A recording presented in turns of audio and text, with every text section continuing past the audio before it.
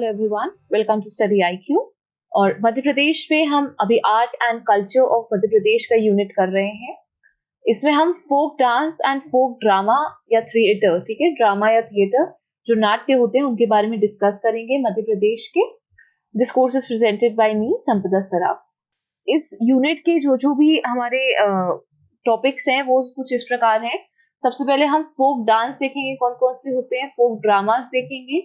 उसके बाद हम रीजन के हिसाब से, जैसे निमाड़ के हम देखेंगे पहले, फिर मालवा के देखेंगे, फिर बुंदेलखंड के देखेंगे, फिर बघेलखंड के देखेंगे। इस तरह के रीजन के हिसाब से हम फोक डांस और ड्रामास को डिस्कस करेंगे। ओके, हम सभी जानते हैं, हम ब्रॉडली मध्य प्रदेश के रीजन्स को तो जानते ही हैं, ठीक है। ये वाला जो है हमारा, ये पोर्शन होता है हमारा मालवा, देन यहाँ पे होता है हमारा Bundelkhand. Okay, this is our Baghelkhand. This area is Baghelkhand. Then over here is our Mahakaushal. तो इस तरह से हम कुछ ब्रॉडली एरियाज को कवर करेंगे। यहाँ वाला जो रीजन है ये साउथ वाला, ये है हमारा निमाड़। तो इस तरह से हम ब्रॉडली इन अलग अलग रीजन्स के डांस और ड्रामा को कवर करेंगे। मध्य प्रदेश सेंटर में है लोकेटेड, तो दैट इज वाई इसमें कई सारे कल्चर्स का हमें इनकॉर्पोरेशन मिलता है, समावेश मिलता है। तो इसीलिए हर जगह की जो डांस ड्रामा है उसमें काफी वैरायटी है, बहुत वेरिएशंस हैं। तो इसी वैरायटी को, इसी डाइवर्सिटी को हम एक्सप्लोर करेंगे। सबसे पहले आज हम देख लेते हैं निमाड़ के जो फोक डांसेस हैं, लोक नृत्य जो है, लोक नृत्य निमाड़ के। सबसे पहला आता है काठी डांस, ठीक है। लकड़ी की काठी, हम सबने सुना है ये गाना, तो उसी पे बेस्ड ये काठी डांस है। ये जो है ये निमाड़ रीजन में बनाया जाता है। देखिए इससे क्वेश्चन कैसे आएगा, आपसे ना डायरेक्ट क्वेश्चन पूछ सकते हैं कि write a short note about the folk dances of Madhya Pradesh. तो इसमें जब आप फोक डांस ऑफ मध्य प्रदेश लिख रहे हैं तो आप अगर इसको ना ऐसे क्लासिफाई कर दें कि ये निमाड़ के हैं, ये मालवा का है, ठीक है, ये हमारा बुंदेलखंड का है और ये हमारा बघेलखंड का है, ठीक है। ऐसे आपने क्लासिफाई कर दिया एंड देन आपने निमाड़ में 3-4 बता दिए, मालवा में 3-4 बता दिए, बुंदेलखंड, बघेलखंड, और फिर इन डांसेस के बारे में कुछ 2-3 लाइनें लिख दी। तो ये आपका सफिशिएंट है, चाहे आप 6 मार्क्स में लिख रहे हो, चाहे आप 15 मार्क्स में लिख रहे हो। कह रहे ये क्वेश्चन जो है फोक डांस और ड्रामा वाला, ये 3 मार्क्स में नहीं आएगा, जहां तक मेरा मानना है 3 मार्क्स में ये नहीं आएगा, 6 या 15 में आएगा। तो और ये एक हमेशा एक ब्रॉड कैटेगरी के अंदर आएगा। आपसे कभी भी काठी डांस पे शॉर्ट नोट लिखने नहीं बोलेंगे, लेकिन जब आप निमाड़ के लिख रहे हैं तब आपको काठी लिखना पड़ेगा। Okay, that is why you should know about this. तो this is how you have to cover this. तो जो हमारा काठी डांस है, ये निमाड़ क्षेत्र का डांस है। ये हमारे प्रीलिम्स के लिए भी इंपॉर्टेंट है। आपके प्रीलिम्स में डायरेक्टली क्वेश्चन आ सकता है कि काठी डांस कौन से क्षेत्र का है, गेट इट। तो ये निमाड़ का है। Then this is a festive dance associated with worship of goddess Parvati. काठी डांस किसको डेडिकेटेड है? पार्वती जी को। ओके, मेन इंस्ट्रूमेंट इज ढाक। ढाक नाम का एक म्यूजिकल इंस्ट्रूमेंट होता है जो कि हमारे काठी डांस में बजाया जाता है। यहाँ आप देख सकते हैं इसका पिक्चर। ये जो इंस्ट्रूमेंट्स हैं ये हमारे इंस्ट्रूमेंट्स हैं जो काठी डांस में बजाए जाते हैं। आप ये पूरे कॉस्ट्यूम्स वगैरह पे नजर रखिए, किस तरह की कॉस्ट्यूम है, किस तरह से ये जो मेल है, ये भी यहाँ पे देखिए आपको घाघरा पहने हुए दिखाई दे रहे हैं।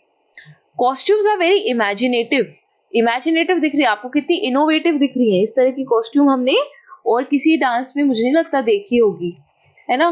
तो costumes are very imaginative and are called bana, ठीक है, इसको बाना कहते हैं। ये जो कॉस्ट्यूम देख रहे हैं हम, इसको बाना कहते हैं।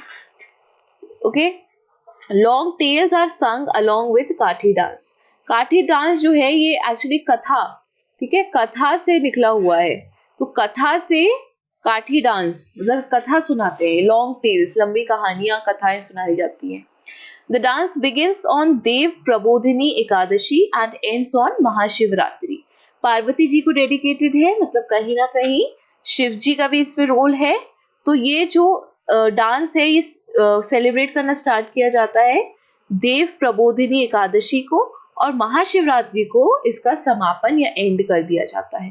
ठीक है, तो ये 5 पॉइंट हो गए हमारे इस डांस से रिलेटेड, गेट इट। नेक्स्ट हम देख लेते हैं अगला डांस हमारा। अगला हमारा डंडा डांस। ठीक है, डंडा डांस नाम से ही समझ में आ रहा हमको डंडे यहाँ हमको दिखाई भी दे रहे हैं, ये डंडे लेके किया जाता है ये डांस, ठीक है। ये भी निमाड़ का एक डांस है। फार्मर्स ऑफ निमाड़ डू डंडा डांस ड्यूरिंग गणगौर फेस्टिवल, ठीक है। गणगौर एक त्योहार है जो कि निमाड़ क्षेत्र में मनाया जाता है। तो इस त्योहार को जब मनाया जाता है तब यहाँ पे डंडा डांस परफॉर्म करते हैं dancers. 20 to 25 men dancers perform this dance।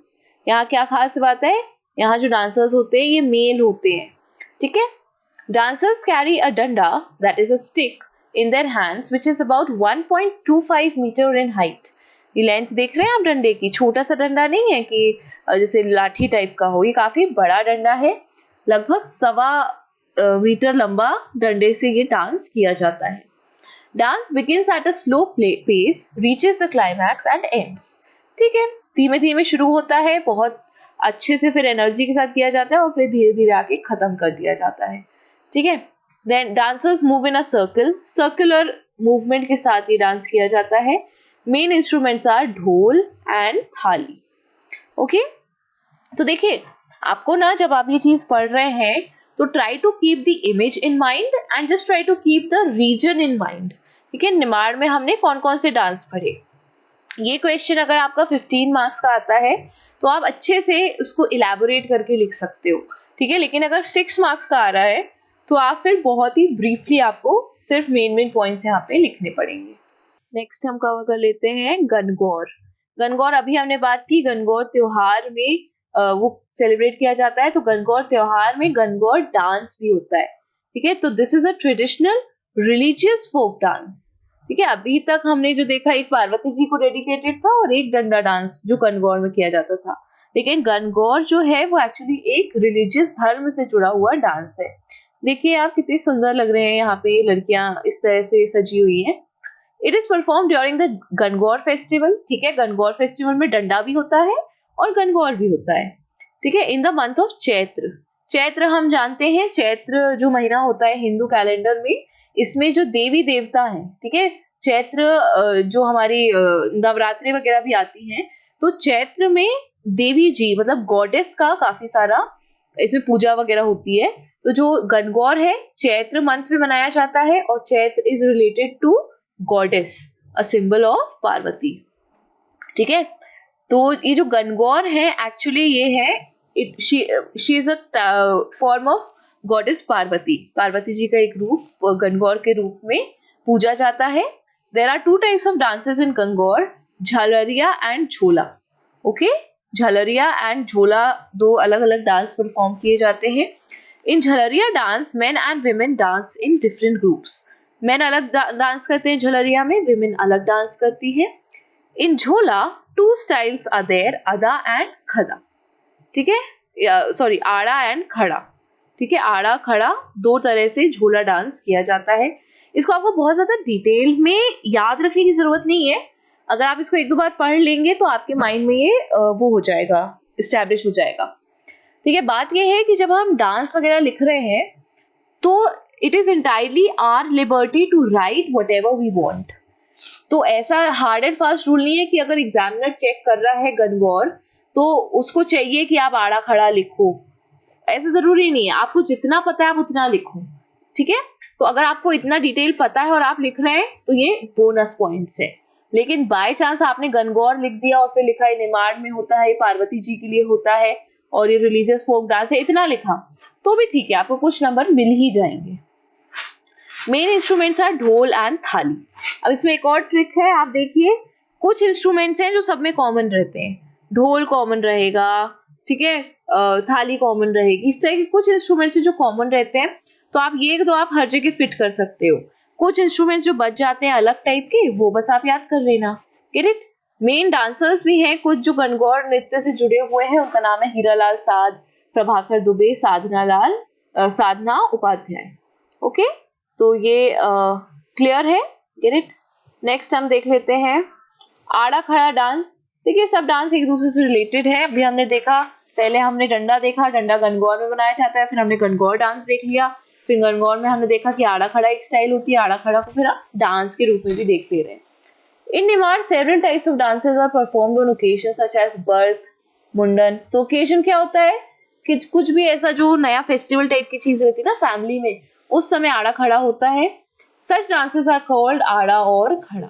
Get it? ये जो डांसेस परफॉर्म किए जाते हैं ना, बच्चा पैदा हो रहा है, बच्चे का मुंडन हो रहा है, शादी हो रही है, तो इसमें जो डांस परफॉर्म किए जाते हैं उसको आड़ा या खड़ा कहा जाता है. Main instruments are dhol and thali. देखिए फिर वही आ गए. The song sung are in the form of question and answer. ठीक है, क्वेश्चन आंसर फॉर्मेट में हमारे डांसेस परफॉर्म किए जाते हैं. एक तरफ से कोई बोल रहा है, कोई प्रश्न पूछ रहा है, दूसरी तरफ से उस प्रश्न के आंसर में डांस किया जा रहा है. ठीक है. 2 to 4 women participate in this dance. Get it? Next, Mandalya dance. जो मंडलिया डांस है, it is a group dance and is done on the beats of ढोल. ढोल की बीट्स पर ये मांडल्य डांस किया जाता है. द मैन प्लेज द ढोल. जो आदमी है वो ढोल बजाता है और डांस केवल और केवल ओनली विमेन परफॉर्म करती है. तो जो मांडल्य डांस है ये ढोल पे किया जाता है. आदमी जो है ढोल बजाता है, लेकिन परफॉर्मर केवल औरतें होती हैं. ठीक है. It is presented in open space on the occasion of marriage और फेस्टिवल. ठीक. Then Fifariya dance. This is a traditional group dance. Men and women. अब देखिए इस तरह का जो स्टेटमेंट है ये बहुत जेनेरिक होता है, मतलब आपके किसी भी उसमें डांस फॉर्म में इस स्टेटमेंट को आप डाल सकते हैं. ठीक है. Men and women form pairs and dance in a circle. तो ये जोड़ी में किया जाता है ये dance, Fifariya dance. Main instrument is Fifariya. Fifariya क्या होता है? It is a type of pungi similar to shehnai. Shehnai की तरह एक पुंगी होती है जिसको हम फिफरिया कहते हैं. The dance reaches climax and ends. ये एकदम हाई नोट पे एंड होता है. ठीक है.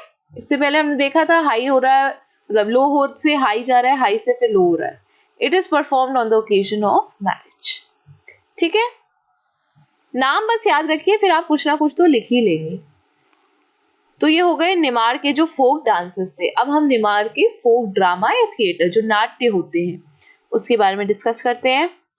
रासलीला बहुत कॉमन है, पता है हमें रासलीला क्या होता है. कृष्ण जी, राधा जी, गोपियों का जो उनकी जो कथाएं सुनाई जाती है वो रासलीला है. ठीक है.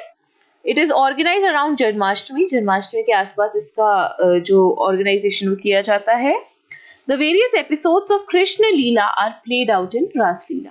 ठीक है. कृष्ण की लीला के अलग अलग जो एपिसोड होते हैं वो यहाँ पे दर्शाए जाते हैं.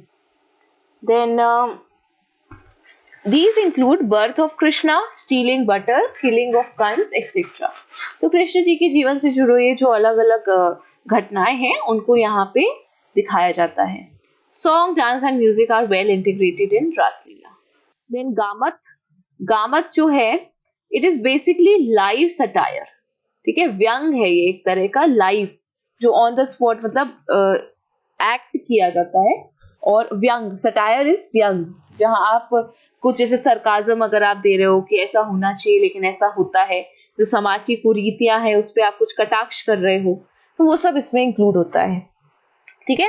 It strikes at social, political and economic evils. It is similar to Swang in Bundelkhand and नाच इन छत्तीसगढ़. तो जो गामत है निमाड़ का, ये अब हम आगे देखेंगे जब हम बुंदेलखंड करेंगे. बुंदेलखंड की स्वांग जैसा होता है और छत्तीसगढ़ में इसी को नाच के रूप में परफॉर्म किया जाता है. Gammats are organised in villages during Navratras. ठीक है. तो नवरात्रि के दौरान ये ऑर्गेनाइज किए जाते हैं. Humour and satire are its salient features. Satire है, व्यंग है, तो इसमें ह्यूमर तो रहेगा. Main instruments are mridang and jhanjh. ठीक है. ये भी दो बहुत कॉमन इंस्ट्रूमेंट्स है. मृदंग वगैरह भी हर जगह बजाए जाते हैं. मृदंग एंड झांझ, इसको आप याद रख लीजिए. तो ये हो गया हमारा निमाड़ वाला पोर्शन. ठीक है. और अभी तक हम लोग थोड़ा सा डिले हो गया था कोर्स, तो I really apologise for that and I hope ये वाला जो है निमाड़ वाला आपको क्लियर होगा. नेक्स्ट हम दूसरे रीजन्स को कवर कर लेंगे. Thank you very much. All the best.